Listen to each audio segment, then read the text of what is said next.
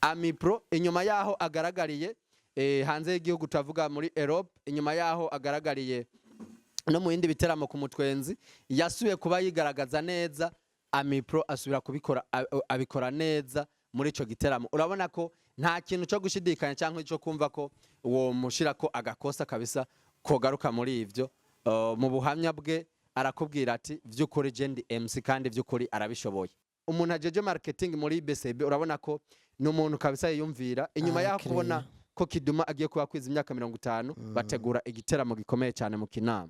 Mu nyuma niho hagiye kuba habaho ibintu bidasobanutse, then kutumvikana kuri uwo musore Bifes on the floor na Mokenzi batagiye kuba bumvikana na nyene igiteramo.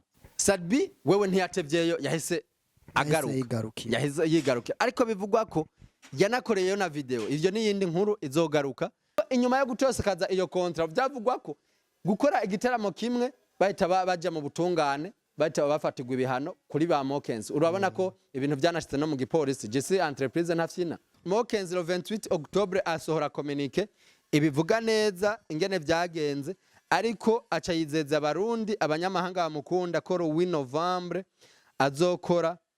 Vyanditse ndasoma amajambo ari muri clause ya nyuma yanditse ati sinon pour toute personne se trouvant en Belgique qui est Mokenzi mais qui n'a pas pu venir me soutenir le 19 octobre ku munsi w'igiteramo, je serai au mini club à Bruxelles le 8 novembre pour vous une dernière fois avant de rentrer, et avec les traumas et les déceptions que je viens de vivre avec cette expérience, je compte sur vous pour me procurer de bons souvenirs.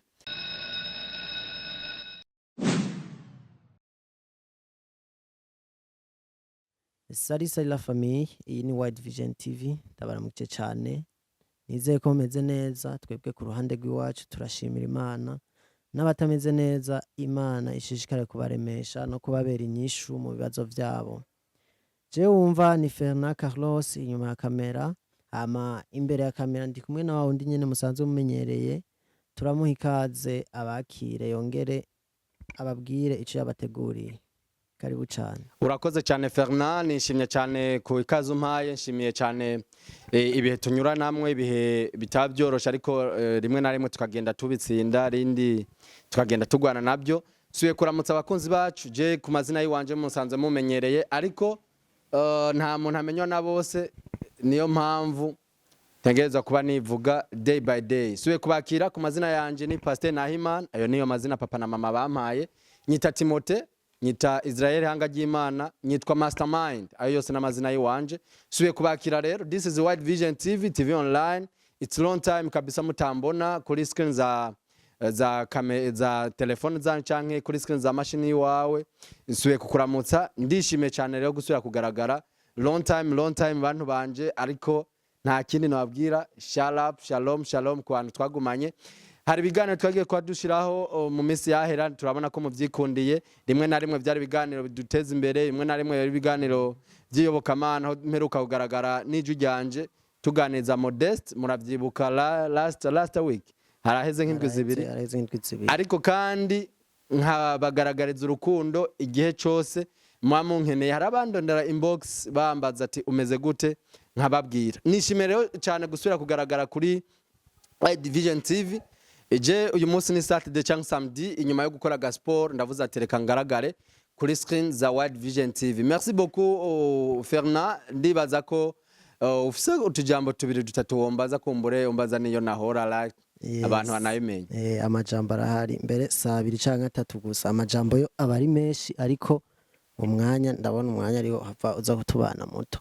Umwanya aza ko udubana muto. Inyuma yo kuba ndangiza gasport ndi kwiruka cyane, niruka ninjire muri town ku kazi, mbanze nkore ku akazi gatoyi, niruke mu Ruvumera, niruke kwa Sion, niruke Asiatique, kandi menyesha abantu ko mukanya nza kuba afise trip za kuba yerekeza hagati mu gihugu. Then mfite gahunda yo gukora cyane inyuma yo kuba nkora gasport, nerekeze hagati mu gihugu, fate na karuko gato, and then ejo nitaba inama ikomeye mu gisagara ca Gitega and after ngaruke mu buzima busanzwe.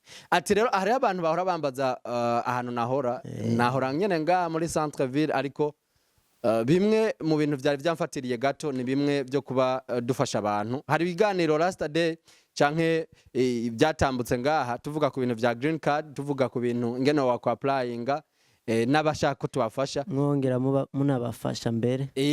Urabona ko ari ibintu byari bidutwaye cyane, abantu buruhe bwinshi kubafasha, kubapplyingira, kubafata. By the way, kwa natari babizi ko ari kubafata ifoto zikwije mezire ziri kuri standard ya green card, hama tukafasha kubapplyingira. That's why rero mwari mumaze igihe mutambona sindabishije amajambo. Uyu munsi tugiye kuba mu busasanguzi mu minota mike cyane fise, ariko kandi ndabashimira, ndamutse abantu bari mu gisagara ca Bujumbura, abantu bari hagati mu gihugu, abantu bari muri East Africa, abantu bari muri Africa yose nk'ibisanzwe ba diaspora, aho muri hose Imana nkorera ibahezagire. Shout up ku bantu bangaragariza urukundo as soon as possible. Ndaza ndanabavuga n'amazina ku bantu bangaragariza urukundo wherever you are, mubyumve ko ndabakunda cyane. Uyu munsi rero tugiye kuba tuvuga ku bintu bigiye bitandukanye. Ferna, ndibaza we uri mu bantu tubana cyane, ariko kandi ndibaza ko woshiramwe ijambo rimwe canke abiri. Jewe amajambo nta majambo menshi noshiramwe nako, ahubwo icambere abantu bari banyotewe kumenya iyo wahora iyo White Vision yari ivyo yari mazemo iminsi, ivyo ukaba bamenyesheje, ahubwo twotera tugiza ko nyene ukabwira ivyo wabateguriye uno munsi nivyo ubapangira kumbure. Reka tuhite twanzika, urabona ko n'umwanya utaba ari munini cyane, dukorere ku mwanya.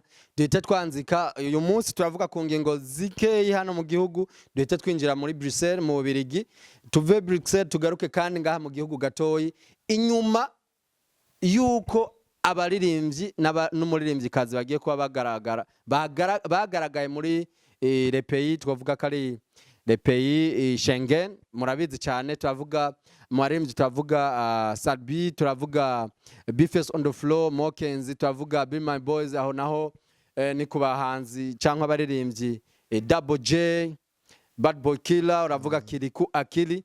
Inyuma yaho bagaragariye hagiye kuba havugwa ibintu byinshi kuri bo. Turaza kuba tugaruka ku giteramo ca Kidumu, inyuma yaho kwije imyaka 50 igiteramo cabaye last Saturday indwi iraheze, agikoreye mu Kinama aho asanzwe avuka. Inyuma yo gukwiza imyaka 50 Kidumu agaruka yerekana ubudahangagwa canke aje gushimira aho yavutse mu Kinama, biri kumwe ni banki nkuru yizewe BCB, aho bakoze ibikoringa. Twanzika kuri iyo nkuru, murabona ko byari ibintu biteye igomwe. Inyuma yaho Kidumu kibido kibuganizo, sanzwe muzika korera umuziki wiwe hanze y'igihugu, aho sanzwe aba Nairobi mu gihugu ca Kenya. Inyuma yaho kwije imyaka 50 azatumirira abantu guhura nawe Kinama canke hajya ku kibuga ca Kinama, ni hepfo gato ya zone, akora ibikoringa. Nubwo imvura yaguye, hari ibintu bikomeye cyane. Kuri banki ya BCB bwari uburyo bwiza bwo kuba yigaragaza, uburyo bwiza bwo kugwiza abanywanyi no kwegera abanywanyi bayo mu bintu bakora. Urabona ko twonashimira cyane marketing manager, umuntu ajeje marketing muri BCB. Urabona ko no muntu kabisa yiyumvira, inyuma yaho kubona ko Kidumu agiye kuba kwiza imyaka 50 bategura igiteramo gikomeye cyane mu Kinama. Yego kabisa. Ujya munsi yagiye giteramo, nanje nari muri gahunda yo gusimbirayo, ariko kubera nyene ibintu by'ubuzima umuntu agenda yiruka byashitse kabisa ntari mu gisagara ca Bujumbura. Ahubwo kuri ico nyene ikintu nashaka kumenya ntaronkiye umwanya wo gutohoza, yari imyaka 50 y'amavuka yiwe canke yari imyaka mu kazi?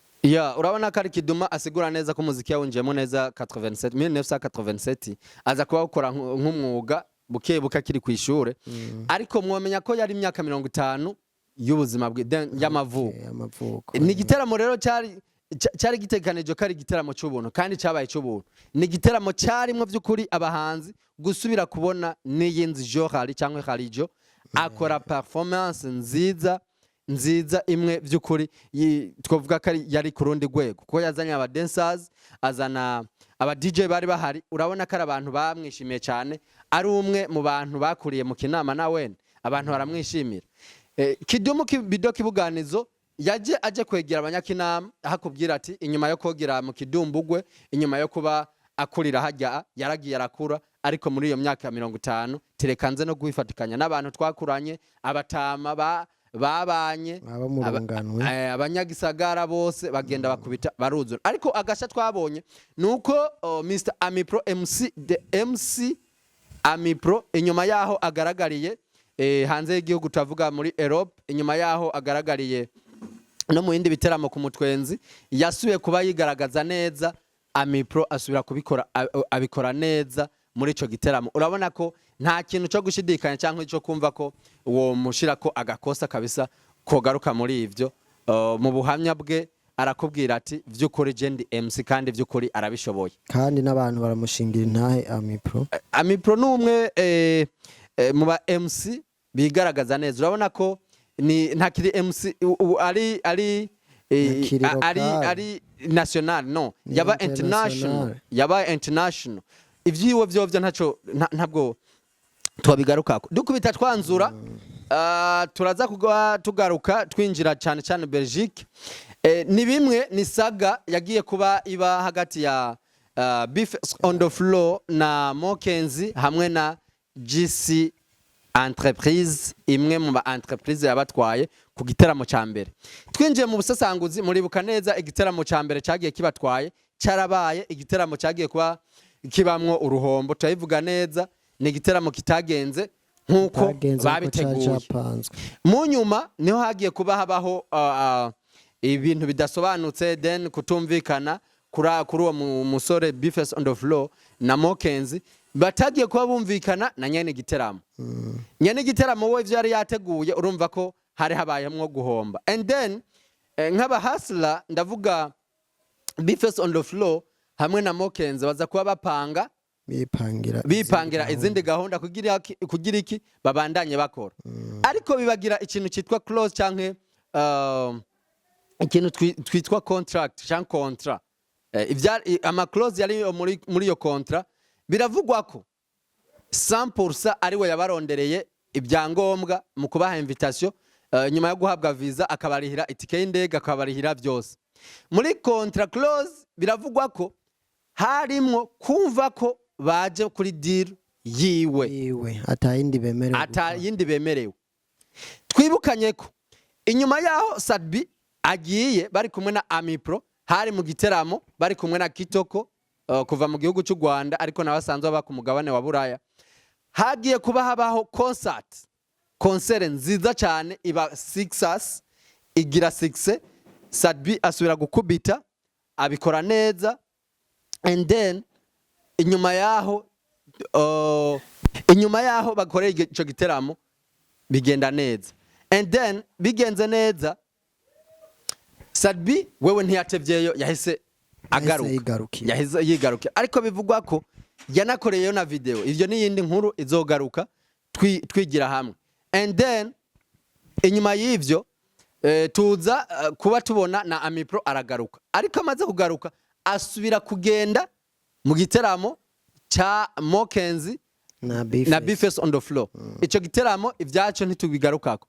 Ariko nyuma y'ico bahavuye bumva ko bokora izindi deal bakoze zari deal vy'ukuri zo kumva ko bitandukanije na JC Entreprise. Ariko tukiraho gato hariho amakuru numvise yuko bimwe mu vyatumye zirya gahunda zindi baca bazijamwo habayeho ukutumvikana, ngira ngo mu bijanye na contrat ivyo bari bavuganye bakiri no ko bazokorera hariya kumbure batavuye bakora nkuko bari bavuganye, maze naho bibatuma bakora ibindi. Ku kijanye na contrat zabajya ni contrat ziba ziri personal. Ni bimwe abaririmbyi b'abarundi mu gihe udafise manager cyangwa aba managers bagenda bagasinya contrat kumva tugiye Buraya twubake CV den ibintu nk'ibyo, ugasanga ni ibintu bifata umwanya munini.